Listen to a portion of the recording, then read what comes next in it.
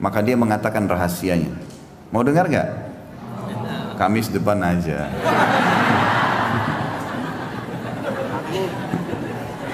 Saya mau sampaikan sekarang tapi diamalkan. Janji. Allah jadi saksi. Karena ilmu kalau cuma didengar percuma kalau tidak diamalkan. Kalau tangganya bilang, oh bapak itu Masya Allah luar biasa kalau lewat tegur kami, ya tegur sapa, kemudian sering berbagi, orang tahu.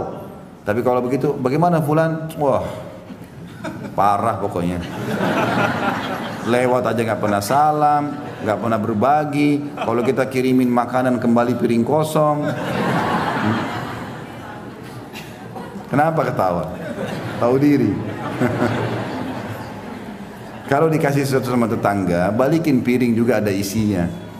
Ini terima selalu ada isinya, kembali kosong terus. Yuriduna an yutfi'u nurallahi biafwahihim. Tetangga ini teman-teman punya hak yang sangat besar dalam agama kita. Baik tetangga itu punya hubungan kerabat sama kita atau tidak, baik kita kenal atau tidak, seagama atau tidak. Jadi bukan karena tetangga kita Nasrani matiin aja listriknya. Kan Nasrani, tidak boleh. Tidak boleh. Seorang Muslim tidak melakukan itu. Bahkan perbuatan buruk tetangga kalau kita bersabar dengannya pahalanya besar. Nabi SAW di Mekah itu tinggal di rumahnya Khadijah. Khadijah tinggal di komplek elitnya.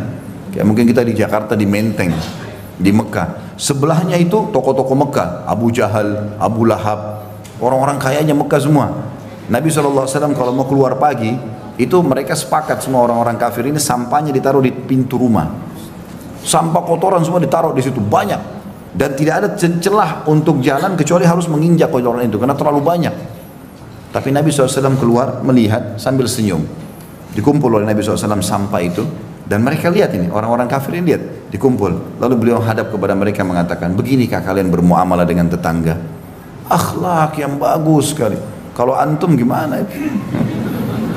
Pas tetangga taruh sampah, ini orang nggak tahu diri, ini itu segala macam. Nah, Nabi SAW cuma senyum mengatakan, beginikah kalian bermuamalah dengan tetangga? Sehingga akhirnya mereka malu sendiri, nggak diulangi lagi sudah. Karena Nabi tidak balas keburukan dengan keburukan. Kalau ada orang yang memancing emosi kita teman-teman dengan ghibah, dengan fitnah, kalau antum respon, dia gembira karena targetnya itu. Memang target kita jengkel. Tapi kalau antum tidak peduli, ya sudahlah, ini pahala buat saya. Semoga Allah kasih hidayah. Itu bumerang yang besar buat dia. Paham gak ini? Benar. Allah jadi saksi ya. Oh, saya masih mau nagih satu utang dulu. Sudah tulis jalur nasab belum? Itu utang antum ke saya itu. Harus dibayar. Baik, jadi tetangga ini teman-teman punya hak secara syar'i, baik muslim ataupun non muslim.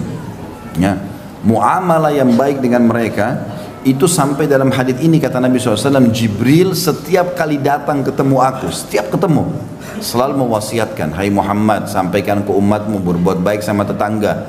Terus saja Jibril mengatakan sampai saya kira akan keluar hukum nanti tetangga dapat warisan. Dapat warisan berarti seperti orang punya nasab.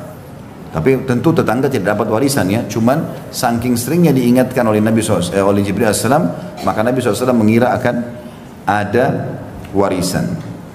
Nanti akan kita jelaskan lebih jauh, masih beberapa bab ke depan masalah tetangga ya. Kita baca dulu kandungan hadis dalam hadis ini. Dikatakan penjelasan tentang besarnya hak tetangga dan keutamaan berbuat baik kepadanya. Apapun sifatnya.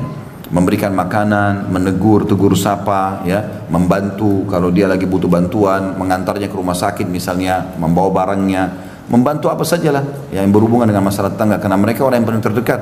Kalau terjadi sesuatu, naudzubillah, rumah kebakaran, kita lagi safar, ya mereka yang bisa membantu kita, tetangga orang yang terdekat, gitu kan? Bahkan tolok ukurnya, kalau orang itu mau dianggap baik atau tidak, tanya tetangganya, baik nggak dia? Kalau tangganya bilang, oh bapak itu Masya Allah luar biasa kalau lewat tegur kami, ya tegur sapa, kemudian sering berbagi, orang tahu. Tapi kalau begitu, bagaimana fulan? Wah parah pokoknya. Lewat aja nggak pernah salam, nggak pernah berbagi. Kalau kita kirimin makanan kembali piring kosong. Kenapa ketawa? tahu diri.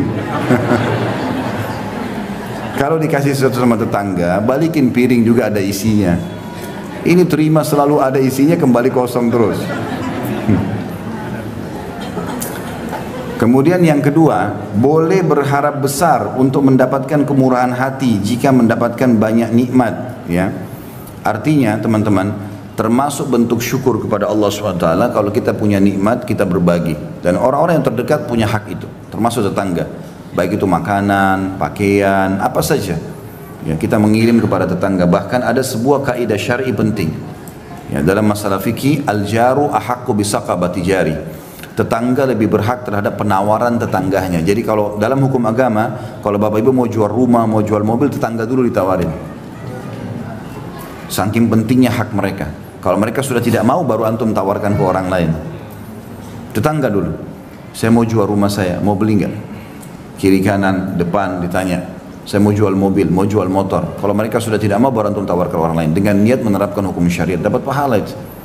Saking besarnya hak mereka, sampai mereka yang kita tawarkan terlebih dahulu. Dan termasuk teman-teman cara di poin kedua ini, cara untuk mempertahankan nikmat. Setiap kali antum mendapatkan nikmat, kalau mau selalu, ya, grafiknya itu naik terus nikmat itu, maka ingat di setiap nikmat itu ada haknya Allah Subhanahu wa taala. Keluarkan di jalan Allah, ya. Keluarkan jalan Allah, berapapun nilainya. Misal Allah SWT berikan kepada kita handphone baru, mau bagus, beli handphone lagi yang lain, kasih juga orang susah, walaupun nilainya mungkin belum bisa mencapai sama. Kita beli baju sebagai tanda syukur, kita berikan juga baju kepada orang yang baru. Kita makan di restoran enak, beli porsi yang sama, kasih juga kepada orang susah, kasih tukang parkir, kasih orang susah, porsi yang sama. Itu nanti grafik nikmatnya selalu naik, gak akan turun. Yang jadi masalah sering grafik nikmat kita turun, drop, bangkrut usaha, ya, apalah macam-macam cobaan datang, karena setiap ada nikmat kita nggak pernah memberikan jatah di jalan Allah dari nikmat itu. Ada sebuah hadits Bukhari teman-teman, disebutkan oleh Nabi SAW, ada dua orang di zaman dulu sebelum kita, ya, dari kisah Bani Israel, dua-duanya orang saleh nih. Kebetulan kebunnya bersebelahan, kebun mereka bersebelahan. Maka Nabi SAW mengatakan, yang punya kebun yang pertama itu melihat lagi musim kemarau nih, peceklik, panas. Orang-orang petani tahu dan pekebun tahu kalau butuh air banyak. Maka lewat di atas kebunnya dia awan, dan dari awan itu keluar suara, kata Nabi SAW. Ini hadis Bukhari. Suara itu terdengar oleh pemilik kebun yang pertama. Dia mengatakan, atau suara itu mengatakan, awan ini bawalah ke kebunnya si fulan, tetangganya dia, dan turunkan air buat kebunnya. Lalu awan itu jalan, dilihat sama dia, jalan, terus turun hujan di sebelah. Dia punya kebun di sebelahnya, gak kena hujan. Maka dia pun pergi ke sebelah, diikutin sama dia. Dilihat hujan lebat di tetangganya. Dia tanya, apa yang kau lakukan dengan kebunmu? Sampai tadi saya dengar suara dari awan ini, hujan disuruh turunkan di kebunmu, yang lain tidak kena hujan, cuma dia saja. Maka dia mengatakan rahasianya. Mau dengar gak? Kamis depan aja.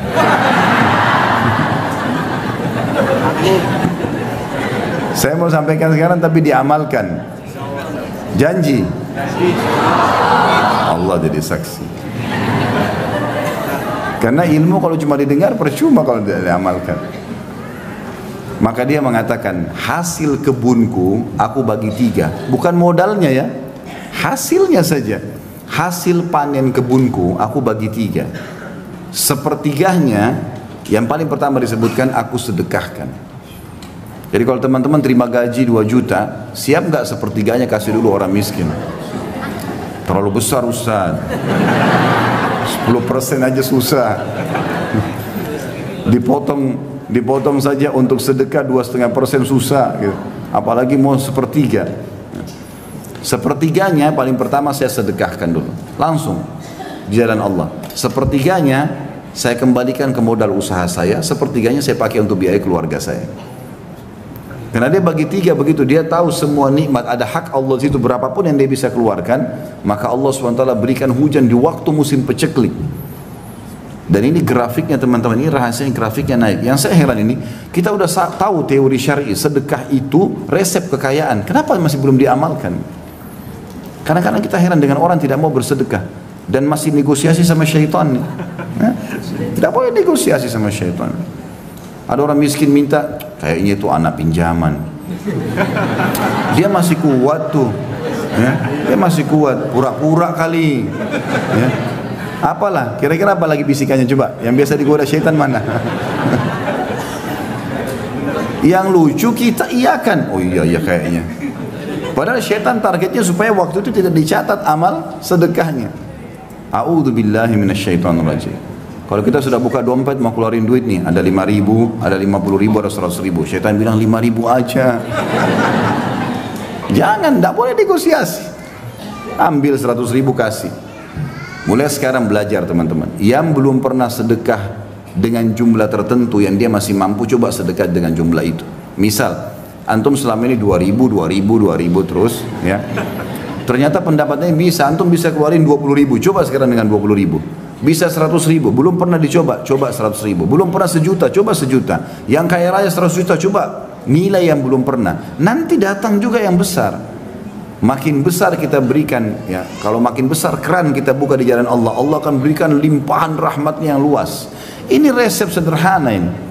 Sa'ad bin Ubadah radhiyallahu anhu, sahabat Nabi, itu melimpah hasil panen kebunnya teman-teman, sepanjang tahun tidak pernah berhenti kurmanya, sampai kaya raya melimpah-limpah. Ternyata kata kuncinya satu, tiap hari dia panggil anaknya yang paling tua namanya Qais. Terkenal dia sama anaknya ini orang yang karam, mulia sekali.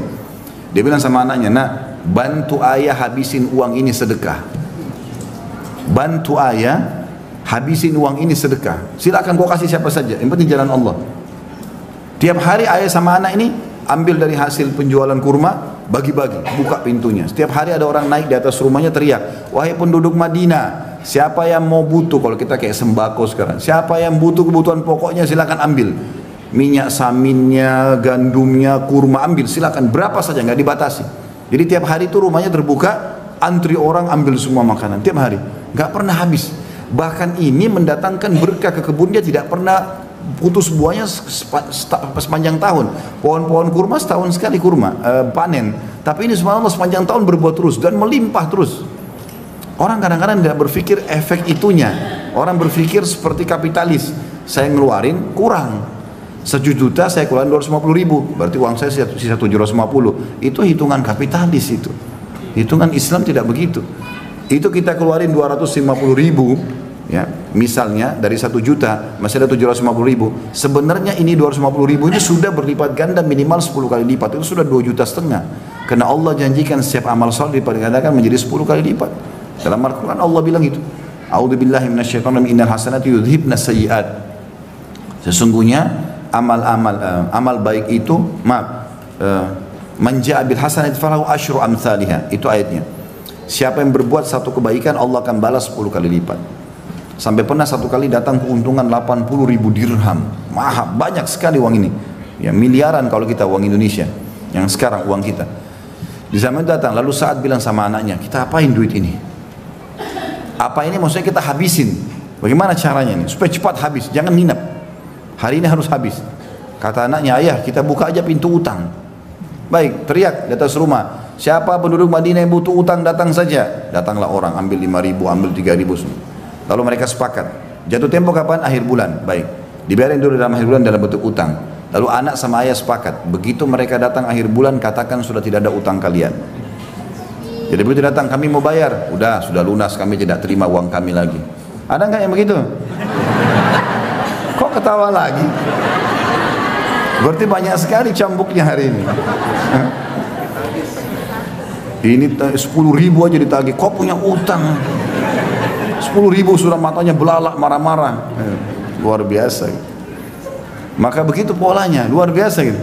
Pernah satu kali Qais ini dia lihat gudangnya ayahnya lagi penuh, ayahnya lagi nggak ada, diambil sama dia. Naik di unta banyak keliling Madinah. Siapa yang butuh ambil saja, siapa yang butuh ambil saja, iklan begitu. Abu Bakar sama Umar lewat. Ini Qais ini kalau kita biarkan habis harta ayahnya nih. Ini kata Abu Bakar sama Umar ini, mertua Nabi yang siapa tidak kenal namanya gitu loh. Ahli surga di jaman surga, bilang begitu. Rupanya sampai berita itu kepada Sa'ad, ayahnya. Lalu Sa'ad datang di depannya Abu Bakar sama Umar dan banyak orang. Dia mengatakan, wahai penduduk Madinah, siapa yang mau menolong saya melawan Abu Bakar sama Umar? karena dia telah mengajar anak saya untuk pelit. Padahal Abu Bakar sama Umar niatnya baik. Ini tadi ayahnya belum ada, diambil semua isi gudang, taruh di kuda, di unta, terus dibagi-bagiin. Siapa yang mau ambil, pokoknya ambil. Maka Abu Bakar sama Umar bilang, ini anak habisin hartanya orang tuanya nih kalau begini. Orang tuanya masih nggak ada keluar, gitu kan? Maka ayahnya malah marah kepada Abu Bakar sama Umar. Wahai penduduk Madinah, siapa yang mau tolong saya lawan Abu Bakar sama Umar nih? Ngajarin anak saya pelit. Ada nggak orang tua begitu sekarang? Anaknya bawa kertas infak sekolah, ibu ayah infak sekolah, nanti aja nak. Infak 5.000, 10.000, nggak mau, bakhil. Bagaimana mau kaya ini? Pelitnya luar biasa. Ini tidak boleh ada ini. Mau diterapin nggak resepnya nih? Coba panitia masjid sebentar lihat sunduk ya. Bertambah nggak? Kalau enggak berarti bohong. Ini lewat sunduk 2.000. Minta sama Allah kesehatan, keturunan, selamat dari surga, selamat masuk surga, selamat dari neraka. 2.000. Bagaimana bisa? Wahai muslimin yang bakhil, ini penyakit jiwa, nggak boleh bakhil. Begitu kata Nabi SAW itu. Ada sahabat datang, orang-orang Badui, lalu ditanya oleh Nabi SAW, siapa pemimpin kalian? Disebut namanya, si Fulan. Kata Nabi SAW, bagaimana dia? Ya Rasulullah berwibawa, tapi bakhil. Perhitungan sekali, kepala suku tapi perhitungan, tidak loyal sama warganya gitu. Lalu kata Nabi SAW, penyakit apa yang lebih berat daripada bukhul? Penyakit jiwa itu. Bakhil, ada orang bakhil sama dirinya sendiri. Kopiahnya sudah sobek nggak diganti. Mau kena 2 tahun kotor nggak dicuci. Kenapa ini? Sejadah robek-robek. Kenapa? Masjid dekat rumah rusak, nggak ada andilnya sama sekali. Dirinya sendiri dia bakhil. Ada orang begitu. Pergi umroh mampu, cari travel yang paling murah. Biar jauh dari Masjid Haram. Kenapa? Diri sendiri bakhil. Kalau belum beli bisnis kelas, pakai hotel bintang 5, bayar, Allah ganti. Allah ganti, sudah ibadahnya enak, hotel bintang 5, busnya bagus, bisnis kelas diganti lagi lipat-lipat. Kenapa bakhil? Benar nggak ini? Allah jadi saksi loh. Saya udah sampaikan. Ilmu harus diterapkan. Jadi resep sederhana ini harus diamalkan. Nikmat kalau mau grafiknya naik, sering bersedekah. Ini resep luar biasa ini. Para sahabat dengar kisah-kisahnya di YouTube. Di YouTube itu sudah banyak ceramah saya tentang Abdurrahman ibn Auf, Abu Bakar radhiyallahu anhum ajma'in, kemudian Sa'ad bin Abi Waqqas dan banyak yang lain. Kaya raya. Kata kuncinya satu, sedekah. Sedekah terus. Tidak ada hari kemudian mereka bersedekah. Itu selalu dikerjakan. Maka ini harus poin. Dan beda teman-teman orang yang bersedekah. Orang yang bersedekah dengan cara dia yang mencari sumber orang yang mau menerima sedekah, dengan dia menunggu siapa yang minta sedekah. Kalau antum nunggu seperti di komplek ini misalnya, dijaga security segala macam, nggak ada orang miskin masuk. Misal contoh, kapan antum sedekah? Keluar pun sudah langsung masuk tol. Kapan mau sedekah kalau nunggu orang? Ya? Maaf ini yang tinggal di komplek ini, saya tidak bermaksud apa-apa. Bicara secara umum gitu kan. Karena memang kalau kita mau tunggu orang datang baru kita sedekah. Kalau seminggu nggak ada datang berarti seminggu aku tuh nggak sedekah. Padahal setiap hari kata Nabi SAW dalam hadis Bukhari, Allah turunkan 2 malaikat setiap pagi. Satu mengatakan ya Allah luaskan lapangkan rezeki orang yang bersedekah. Yang satu mengatakan binasakan dia dan hartanya bagi orang yang bakhil. Ini mesti diperhatikan. Maka kita yang jemput bola keluar, cari mana nih orang yang berbulu uang, sedekahin, dan kita yang mendapatkan manfaat itu ya. Ini yang dimaksud dengan poin kedua. Setiap nikmat menimpa, maka untuk mempertahankannya harusnya seseorang itu mengetahui haknya Allah di situ. Termasuk ini berbagi dengan tetangga tentunya ya, makanan dan seterusnya. Yang ketiga, boleh membicarakan sesuatu yang terbesit dalam hati tentang perkara kebaikan. Nah, ini juga pelajaran lain ya. Artinya kalau sesuatu memang terlintas dalam hati kita dan kita ingin mau menjalankannya, boleh kita berbicara selama memang kita bisa mengontrol, tidak ada riya. Misal suami bilang sama istrinya, saya sudah niat nanti kalau akhir bulan terima gaji, mungkin dari 5 juta gaji saya 3 juta saya berikan kau, 2 juta saya minta sedekah, saya mau sedekahkan supaya bisa begini dan begitu misalnya. Atau istri mengatakan, saya nanti mungkin mau bantu ibu saya dari ini dan itu. Jadi dia boleh menyampaikan kepada orang yang kira-kira kalau dia meninggal wasiatnya bisa dijalankan. Dan wasiat ini penting teman-teman ya, harus ada wasiat dalam hidup kita. apapun yang terlintas di benak kita, yang kita khawatir kalau kita meninggal nanti ini menjadi masalah hari kiamat, tulis dalam bentuk wasiat. Utang antum sama siapa, pernah bermasalah sama siapa, ya, kita berusaha minta maaf dan mengembalikan hak-hak mereka. Tapi kalau kita meninggal tidak sempat, ahli waris tahu, oh dia punya utang sama fulan, oh pernah ada masalah sama fulan, tolong maafin ya ibu sama ayah saya. Jadi dia bisa menyelesaikan itu. Kata Nabi SAW, janganlah seseorang dari kalian terlintas di benaknya 3 hari permasalahan yang dia ingin wasiatkan kecuali dia sudah tulis. Jadi wasiat perlu ditulis ya. Kita masuk ke hadis nomor 102, masih bab yang sama, masih masalah wasiat Jibril alaihissalam tentang tetangga. Kata Ibnu Bukhari rahimahullah, Sadaqa mengabarkan kepada kami, ia berkata, Ibnu Uyainah mengabarkan kepada kami dari Amr, dari Nafi' bin Jubair, an Abi Shuraih al-Khuzai radhiyallahu anhu anin Nabi sallallahu alaihi wasallam qala, man kana yu'minu billahi wal yawmil akhir falyuhsin ila jarih, wa man kana yu'minu billahi wal yawmil akhir falyukrim dhaifa, wa man kana yu'minu billahi wal yawmil akhir falyakul khairan aw liyasmut. Terjemahannya dari Abu Shuraih al-Khuzai radhiyallahu anhu bahwasanya Nabi sallallahu alaihi wasallam bersabda, barang siapa yang mengaku beriman kepada Allah dan hari akhir, maknanya adalah dia yakin Allah ada dan dia yakin ada balasannya di akhirat, maka hendaklah ia berlaku baik pada tetangganya. Ya, nanti kita jelaskan ini. Kemudian yang kedua, barang siapa yang beriman kepada Allah dan hari akhir, maka hendaklah ia memuliakan tamunya. Dan barang siapa yang beriman kepada Allah hari akhir, maka berkatalah yang baik atau hendaklah ia diam. Hadis ini ya, mengandung makna yang luas sekali, dan ini termasuk dalam adab dan tata krama Islam yang harus dijadikan sebagai simbol kaum muslimin. Tidak mengenal dia orang Arab, orang bule, orang Melayu. Ini adalah prinsip dasar Islam. Karena di sini dipanggil siapa yang mengaku beriman kepada Allah dan hari akhir, yakin Allah ada, yakin semua janji Allah benar dia akan terima, maka pesan pertama Nabi, dia harus, bahasa Arabnya di sini ya, falyuhsin ila jarih. Bahasa hasan dalam bahasa Arab ini adalah sesuatu yang terbaik. Jadi kalau ada orang penampilannya bersih, maka orang bilang dia ini orang bersih, atau tampan, orang bilang tampan. Tapi kalau bergabung antara bersih, tampan, rapi, apalah semua kebaikan-kebaikan, orang Arab mengatakan orang ini hasan. Bahasa itu hasan namanya. Betul-betul dari semua sisi berarti bagus, gitu nggak? Itu yang dimaksud. Di sini teman-teman kata Nabi SAW, siapa yang mengaku beriman kepada Allah hari akhir, falyuhsin ila jari. Dia harus buat yang sesempurna mungkin buat tetangganya. Apa saja di sini? Tutur kata kah, tatapan mata kah, jamahan tangan kah, bantuan, apa saja. Semuanya harus yang terbaik. Itu yang dimaksud dengan ihsan. Dan kita sudah tahu istilah ihsan dalam agama kita adalah sesuatu yang tertinggi dalam ibadah kepada Allah Subhanahu wa taala.